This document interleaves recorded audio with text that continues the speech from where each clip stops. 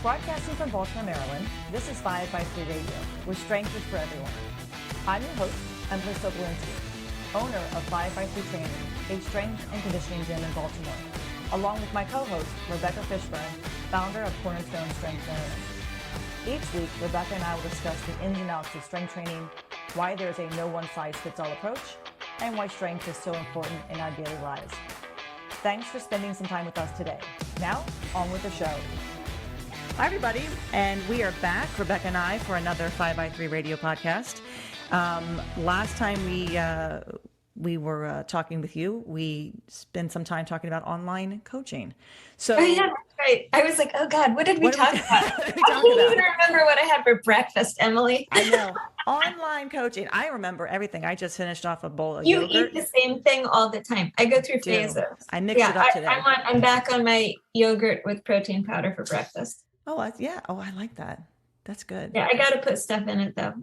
Yeah. I opted to do yogurt today after my training session instead of a protein shake because I was like, I wanted something to eat and not just drink away my food.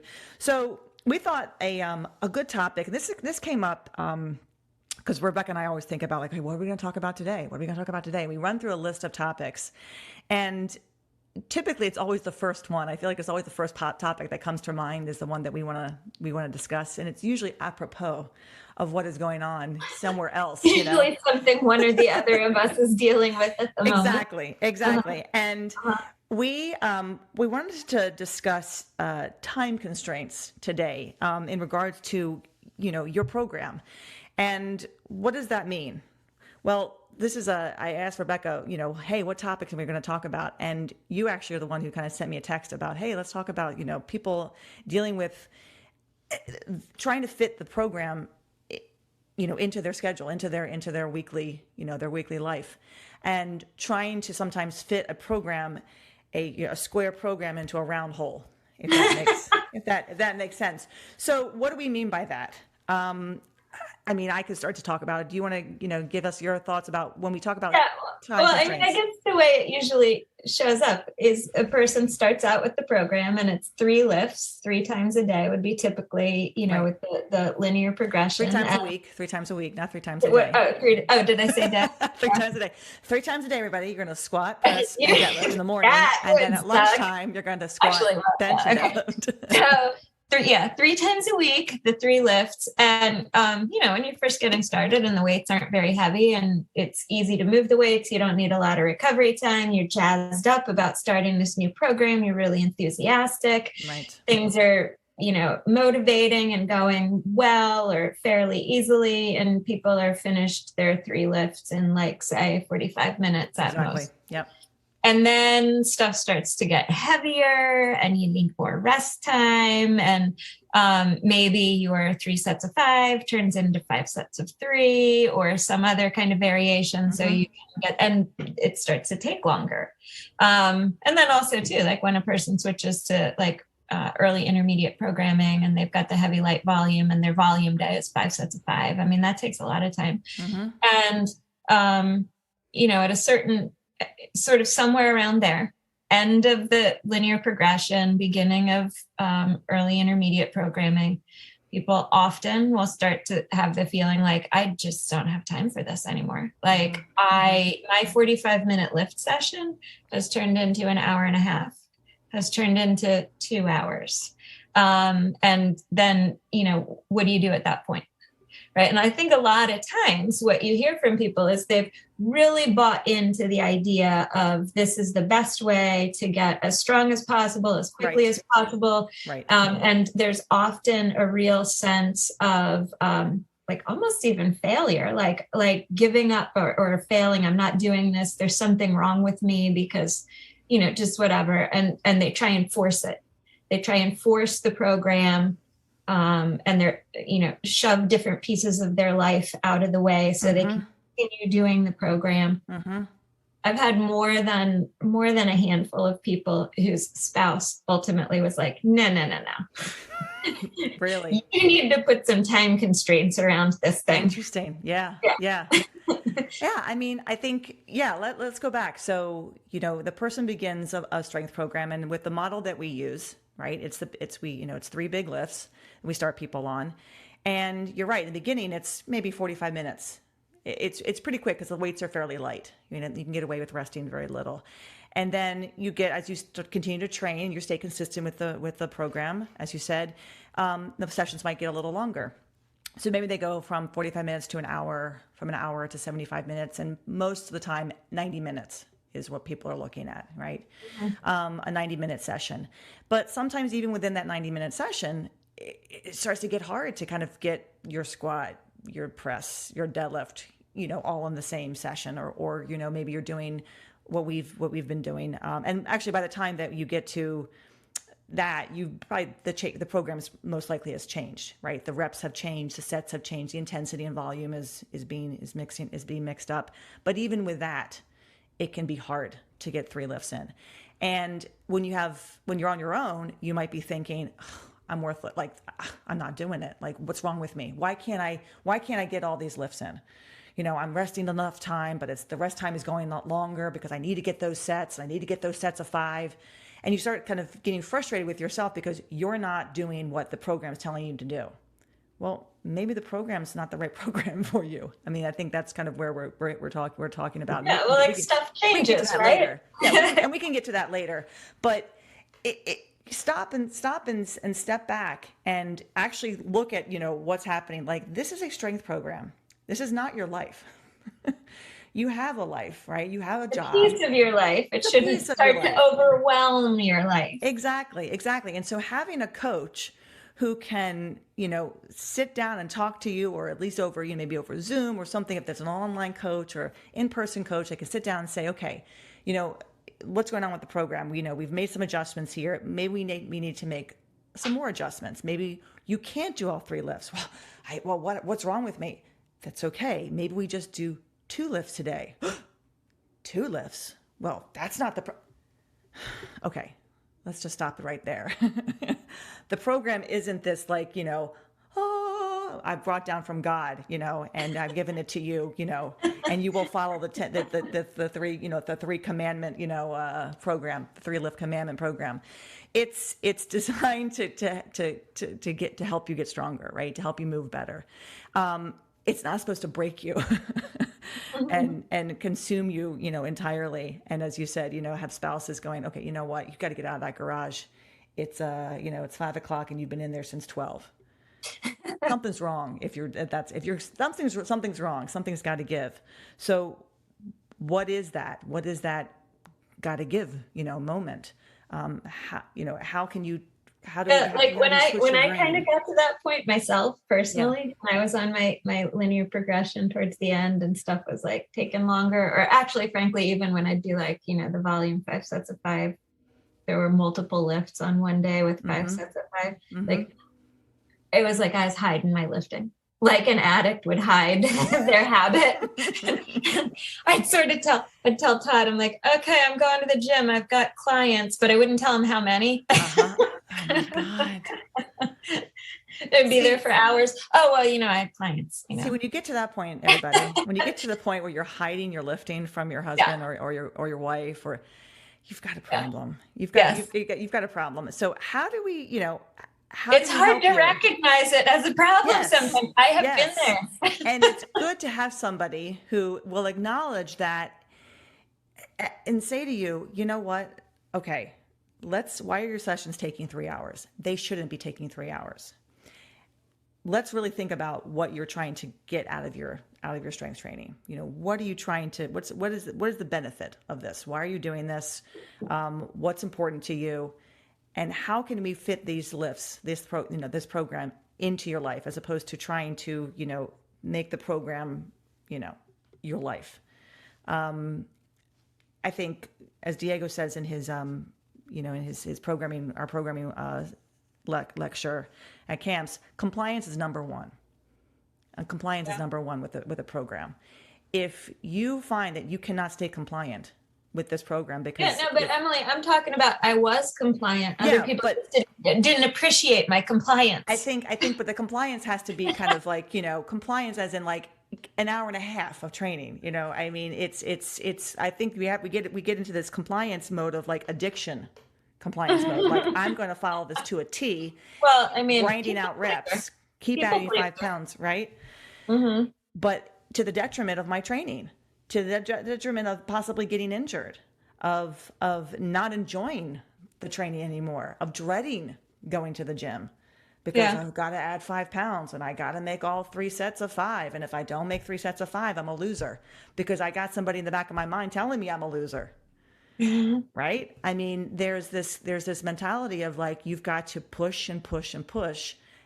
And yet at the same time, I felt like there are mixed messages coming from people about, about training. Well, I mean, I think also though some of those messages that people hear are like time. Now I'm about to say time specific in the context of this, which is a little, confusing, but like, I mean, messages that are specific to certain points in the training program that are relevant at a certain point, right? But then people latch on to those catchphrases or those tips and try and maybe think of them as universal truths instead of specific truths or truths specific to a situation, so, things change as you go through life, but as you go through your program, and then you at various points need to reevaluate. Like one of the things with coaching that is essential, I think, is always being able to answer the question why. So if you're at a point where your training program is taking more than 90 minutes, like you're saying, ask why. And think about how that fits in with the rest of your life. If people around you are complaining that you're spending too much time in the gym, or, oh, you're going to the gym again, right? Like, okay, why are they sounding upset about that or resentful about the time? Like, do I need to reevaluate what's going? Has this turned into an addiction? Right. And I think, but it's the addiction. And as you said, it's also the feeling of that word compliance of I'm not following the program and someone telling me that I'm not following the program because I'm not making the progress I'm supposed to be making at this point, at this age, at this weight, at this gender. I don't know, whatever it is, there's that feeling of why am I not here? I've been adding this weight. I've been resting my 5 minutes or been resting longer to get this, but things don't feel like they're moving in the right direction, but I'm trying to do the program. Well, maybe the program needs to change. Maybe you need to find a better way to train so that you feel like you are making progress and you don't have to spend 10 minutes waiting for the next set and it's interfering with you're wanting to go to take your child to a birthday party or spend time with your in-laws or whatever it is. What's more important to you? Adding 5 pounds to your bar or, not getting divorced? I mean, I don't want to say that, but there's this mentality of, are you enjoying, or are you enjoying what you're doing? Or is this causing more, stress in your life than actual, and I don't want to say enjoyment, but like you're getting the benefit that you're getting from this. Like what's really the motivation behind, continuing to bang your head against a wall, with weights that clearly something's not working. So is it you have to change? Is it the program has to change? Most likely the program. Most likely we have to figure out how do we organize your schedule so that you can get the most out of your training. And it doesn't have to be, 3 lifts in one session. Yeah. And I mean, I think you guys do this also, but like one of the things that I always, if I'm working with a lifter I'm kind of conscious of this with somebody who's going through an LP. And when I get to a certain point, start like really asking, how long is this taking you? And have them track that. How long are they in the gym? And when it hits like 75 minutes to 90 minutes, then I'm like, is that too much time? How does this fit in with the rest of your life? Right. Like asking those questions to people sort of preemptively so that they can assess that and recognize that that's a question that's okay to ask, and asking, do you need something to change? Is this because I want them to be able to do the lifts? It's better to be able to do something. Yep. than nothing. Yep. Right. And Yep. then also if you get somebody who's, on their intermediate program, one of the things, or early intermediate programming, one of the things I always ask is, well, how many times a week can you go to the gym? How much time can you spend at the gym? I'm always asking about time, because the program could look a lot of different ways to fit time constraints. That's right. But I think, when you've got one, and it's very helpful to have one on ramp, but when you're looking at one on ramp, it's hard to know like how long you continue on that ramp before you change off. And it's okay to have different variables determining your divergence from that one main on ramp. And I think I like what you just said. You said use the word okay. And that is something that we talk a lot about, Diego and I. People feel like they don't think it's okay to do just a squat and press today. They don't think it's okay to just deadlift. If they're not doing the program, which when they come in and they have this three lift, session, mm-hmm. I always make a point of telling people, okay, just because we did 3 lifts with you doesn't mean every time you come in here, you have to do all 3 lifts. We have lives. I tell them right up front. So they're aware that the program is not set in stone. Yeah. I think that is key. That is key for right. me to keep a client. To mm-hmm. keep that client consistent and keep that client compliant with what we're trying to do, which is they want to get stronger. They want to feel better. They want to do something healthy. They're coming to the gym. They know that strength training is important to them. I want to keep them in that mindset. And if that means telling them, creating something where they have an hour to come in, well, within that hour, we probably can only get in 2 lifts. And I have a couple who have, because of that, because we've gotten away from the 3 lifts, and we've gone down to just 2 lifts, upper body and lower body. They have been more compliant, more consistent with that program, and have made so much progress because they get in there. They know they have an hour. They have 45 minutes. I had 3 lifters come in one day at 7:45. I closed at 8:30 p.m. They came in at 7:45, 3 people. When they rolled in, usually someone's going to roll in and go, oh God, it's 45 minutes. I was thrilled. They heard me. They've listened to what I say, that you got 45 minutes, get in here and do something. And two of them got in and were able to do 2 lifts, and one got in and got her press in. But they all 3 of them basically set themselves up and run one by one. So I just did a little video of them. I think I remember seeing that. And it was great. They had the most productive session because they had 45 minutes. Fire lit under them. They had to do it. There wasn't that feeling of, Emily's going to be so disappointed in me. I'm not good enough. No one has that. No one has that idea in their head, because I don't ever allow them to make themselves feel bad when they can't get in to the gym to do all 3 lifts. I say that right from the beginning. Don't worry about that. Just because this is the program that we are putting you on doesn't mean that program can't change based around your needs and your schedule and your life. That's how you're going to stay consistent. And they hear me.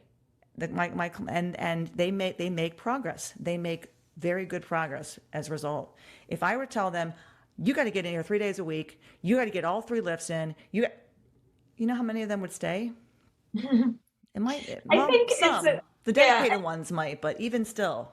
I think it's a situation a lot of times where a little bit of knowledge is a dangerous thing. Absolutely. I'm going to get my book cover colors confused, right? But there's a lot of people that would come into the gym knowing zero squat about strength training or lifting. And you and I are dealing often with people who are not people who haven't been lifting for decades, right? They're kind of looking to get started, looking to beginning lifters, or people who are, that's not the focus in their life. So there's lots of people who come in with zero background and they're like, okay, I'll do whatever you say. If you say I can do 2 lifts in a session, that's fine. They have no preconceived notions, right? Mm-hmm. So there you've got zero knowledge. Then you've got on the other end of the spectrum, people who have been lifting forever. They started when they were in high school. They've been on all the different programs. Their football coach had them doing one thing. They're reading stuff in, T Nation or whatever, bodybuilding kind of approaches they've come across from their friends or whatever. They know there's thousands of different programs, and to get them to recognize that maybe there's value for them at a certain point in going on an LP, that's a different discussion. Right. But it's the people who have a little bit of knowledge about the benefits of a starting strength program and the LP, and they have read the blue cover book. Yeah. My dog. Rebecca's dog. Thank God for the they've read like a little bit. They're familiar with the concept of an LP. They have this notion that they have to do it this way, that it's been laid out in the first book. And they maybe don't even realize there's a second book about programming. And that second book on programming, is that the gray covered one? Yes, it is. Has lots of different options. Or maybe that, barbell prescription, lots of different potential programs laid out in there. But the people with a little bit of knowledge and this notion that it has to be done just this one way. So it's kind of like the beginners in that middle range. No little, not a lot, not nothing. Yes. Who get caught up in this mindset. Yes. So, there may be coaches working with people who are, more competitive lifters who are never encounter this issue. They know that there's lots of different programs and phases and so on and so forth. And sort of like, what are you talking about? And, we can all get started on a specific program, right? All my lifters get started on the same program when they start with us. We have a 4-day program that we've taken. We took the linear progression and we've put it out over 4 days, and we've kind of mixed it up a bit to give more upper body volume. We've added a little bit more volume in respect. But after a couple weeks, that program is going to change for each individual person. And we might have to take out a lift. We might have to insert some things in there. So, I had a client who, after he got his sessions were getting longer and longer, he said to me, I've got 4 days. Can I go on a 4-day split? Absolutely. And that 4-day split has been perfect for him because he's got the 4 days to come in. Yeah. He's in and out in an hour and 15 minutes. Boom, he's done. I had Kelly, who has a new little girl now who's going to be a year old, right? In May. I can't believe it's already been a year, right? She said to me, I need a new program. I said to her, first thing said, how long do you want it? Yeah. How long do you want that program to be? Because I know she gets home from after work, her daughter's in daycare. She wants to spend some time with her. She wants to get it in and out. So we put together a program that's not too different from what she was doing before, but it definitely was something that she knows she could handle and have that hour and a half or hour and 15 minutes, whatever we decided it was. And I remember saying to her, is it working out? Yes. And Kelly's good too, because she'll take out something, she'll adjust something if she needs to make sure it fits. But she's really good about, she gets in, she gets her work done, and she gets out. But that is a big factor. You will stay compliant with that program if you know that program is really geared towards your time limit, your schedule, and you will stay much more consistent with it, and as I just said, compliant as well. But a lot of times, this comes back to coaching, right? People need a coach. They need direction. We all need direction. I need direction. I have a coach. He's my husband, and he doesn't often like to coach me, and I have to force him to tell me what to do. And he kind of goes, well, I don't know if it's going to work or not. We get great coaching, right? But we all need somebody. Yeah, but that's like a difficult spouse coaching relationship. I know. The fact that you guys even do that, attempt to do that even. I don't trust anybody else. I trust him. He's been for 12 years now. This is what he's done with me. But that's where you turn to somebody and say, help. And it doesn't mean that you have failed at that program. It doesn't mean that at all. It means that you need a new program. Something needs to change. You're not able to, and there's nothing wrong with you. And I think I think people feel bad for not being able to stick with that exact program that they're supposed to do. Well, it may not be the right program for you, meaning we need to maybe organize it in a different way, right? A big lift and some accessory work, or 2 lifts on one day and one lift on another day, whatever or AM training session and a PM training session, if you can handle that. I love those. Okay. Get something in the morning, a couple hours later, get something again. Oh, you're so fresh. You feel, rejuvenated. You even forgot that you did your session earlier. Yeah. So if you have, Maybe. right. And that's, Well, and I've had a couple people recently come to me for online coaching whose introduction to starting strength has been through barbell prescription. Mm-hmm. And I think they're already more open to the idea that there's variability and reasons for changing an LP or adjusting that. Right.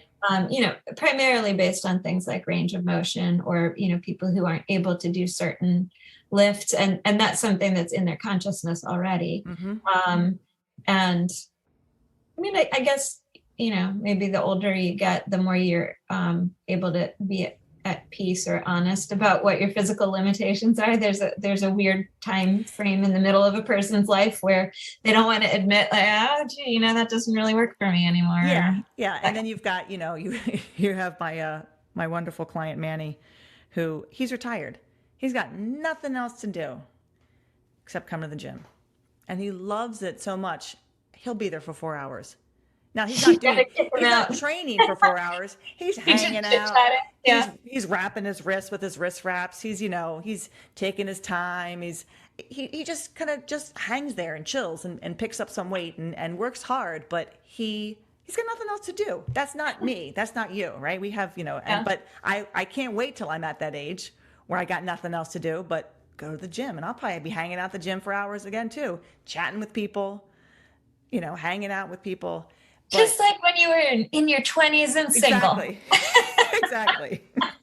But I mean, it's, that's just not, for many of us, it's not feasible. It's not feasible. It's not feasible. We don't have 4 hours. I mean, when I was spending 3 hours at the gym, at the Y, when I lived in New York, that was a bad 3 hours. That was not 3 hours well spent with Emily. It was an hour in the cardio room, and then it was an hour futzing around with the weight machines, doing every single weight machine, and then it was an hour stretching or doing, for what? I got no results except me being more upset about myself because I'm spending all this time at the gym and there's nothing to show for it.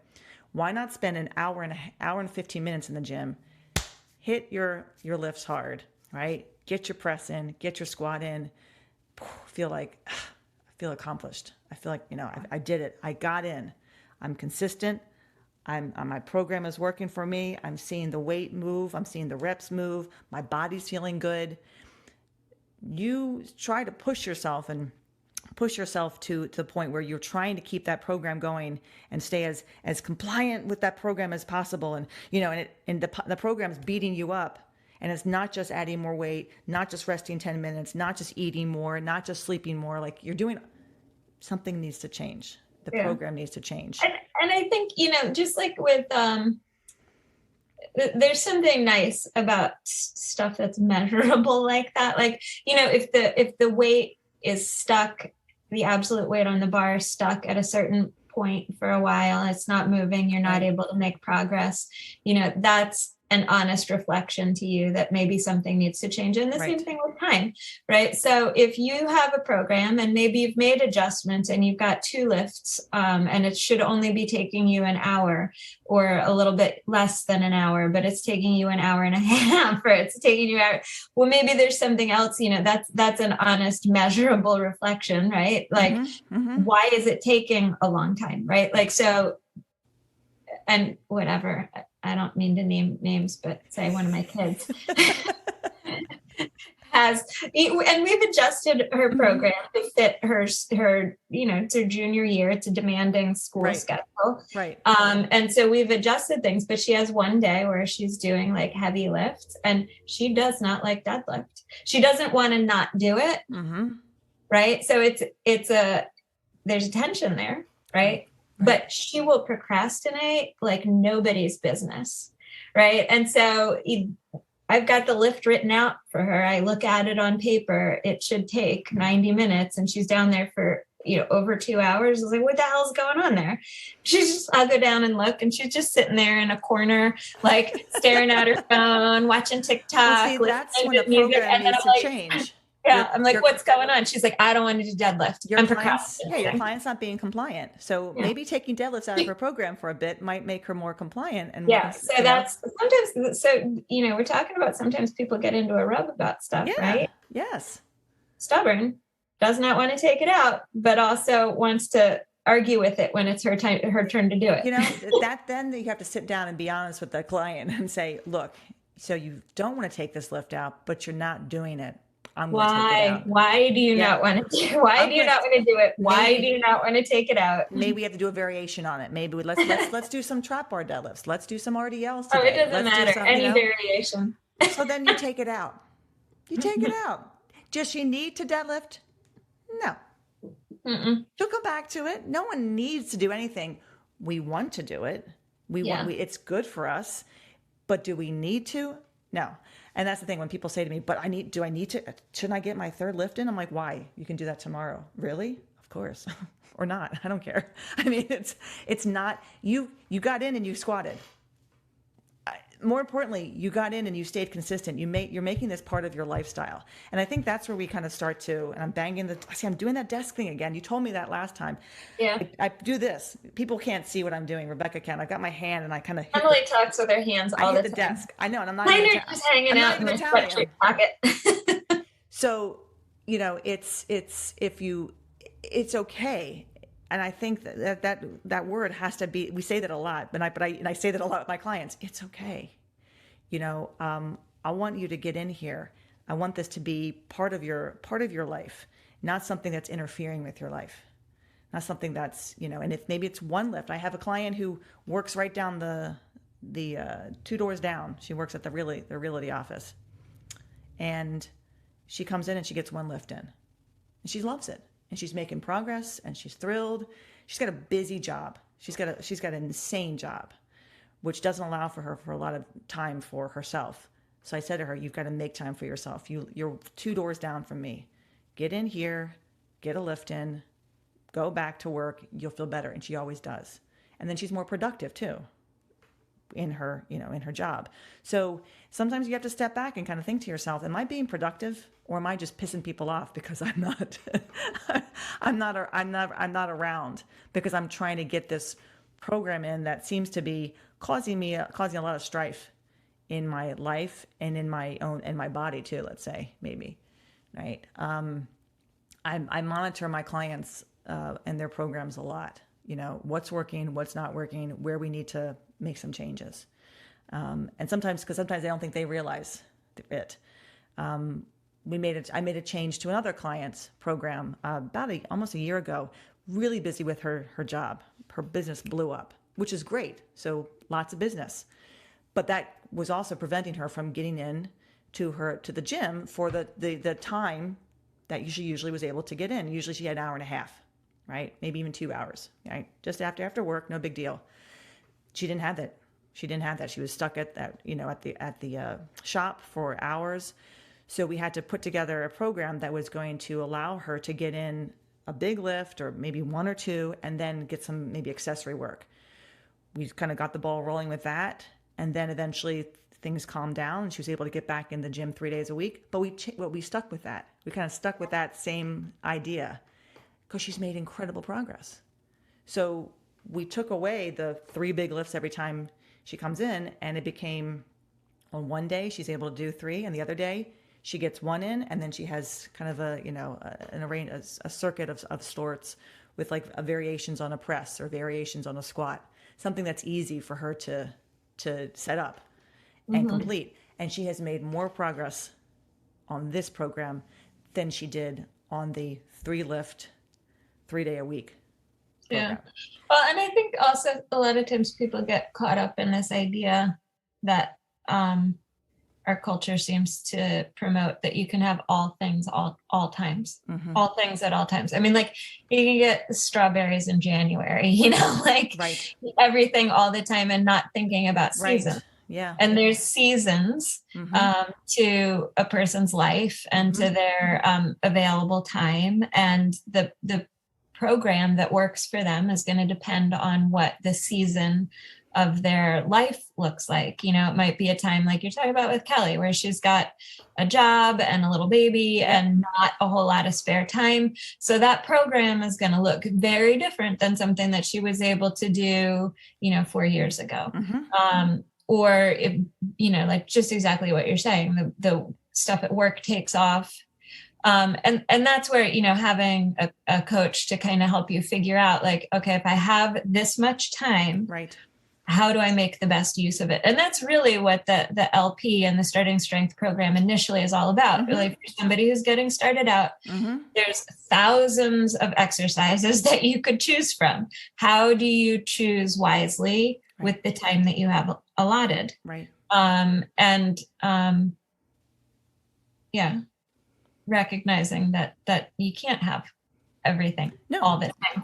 No. And that's not what marketing will sell you. They will sell you that idea. And it's really, I find it very exciting as a coach to kind of see my clients progress like that and change like that, kind of start them out on this, very simple linear progression, very simple strength training program, the big compound lifts, which we choose those because, they hit the entire body.